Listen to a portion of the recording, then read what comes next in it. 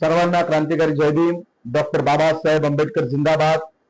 महाराष्ट्राच्या विधानभवनाचं अधिवेशन चालू असताना काल विधानभवनामध्ये सामाजिक न्याय मंत्री, समाज कल्याण मंत्री संजय शिरसाट यांनी अॅट्रॉसिटी ऍक्ट बद्दल नवीन नियम सांगितले, वक्तव्य केलं.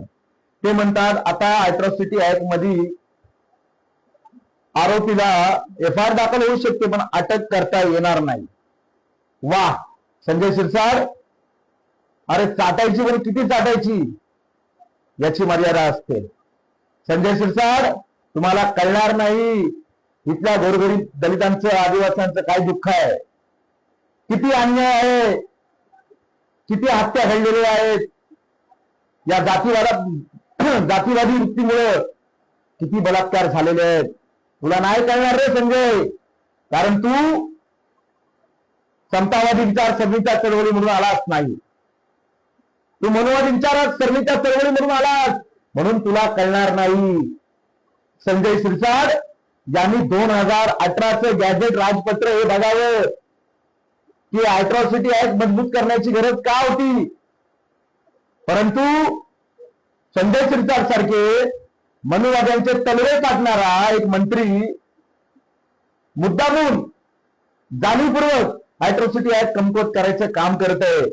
मी भीमसैनिकांना आवाहन करू इच्छितो की प्रत्येक स्तरावरती या संजय शिरसाटचा, या मंत्र्याचा, समाज कल्याण मंत्र्याचा तुम्ही निषेध करा, धिक्कार करा. मी आंबेडकरवाद्यांना आवाहन करू इच्छितो, हा संजय शिरसाट 20 मार्चला 14 सत्याग्रह दिनाच्या कार्यक्रमाला आला तर याला तिथून हाकलून लावण्याचं काम हे तुमची, माझी एक आंबेडकरवादी म्हणून जबाबदारी आहे. अॅट्रॉसिटी ऍक्ट कमकुवत करता. आज खेड्या पाड्यामध्ये जिथे अॅट्रॉसिटी ऍक्ट होते तिथे परिस्थिती काय असते एकदा संजय शिरसाटांनी जाऊन बघावी. संजय शिरसाटचा एक आंबेडकरवादी म्हणून मी निषेध करतो, धिक्कार करतो आणि आंबेडकरवाद्यांना आवाहन करू इच्छितो, आपण सगळ्यांनी यावेळी 20 मार्चला संजय शिरसाट आला 14 तळ्यावरती तर त्याचा धिक्कार आणि निषेध करायचा आहे, त्याला तिथून पळून लावायचा आहे. महाराष्ट्राच्या मुख्यमंत्र्यांना सांगू इच्छितो की संजय शिरसाटांनी हा घेतलेला नियम तुम्ही पुन्हा मागे घ्या. अॅट्रॉसिटी ऍक्ट दाखल झाल्यावरती आरोपी हा अटकच झाला पाहिजे. संजय शिरसाट मुर्दाबाद, संजय शिरसाट मुर्दाबाद. डॉक्टर बाबासाहेब आंबेडकर जिंदाबाद, डॉक्टर बाबासाहेब आंबेडकर जिंदाबाद.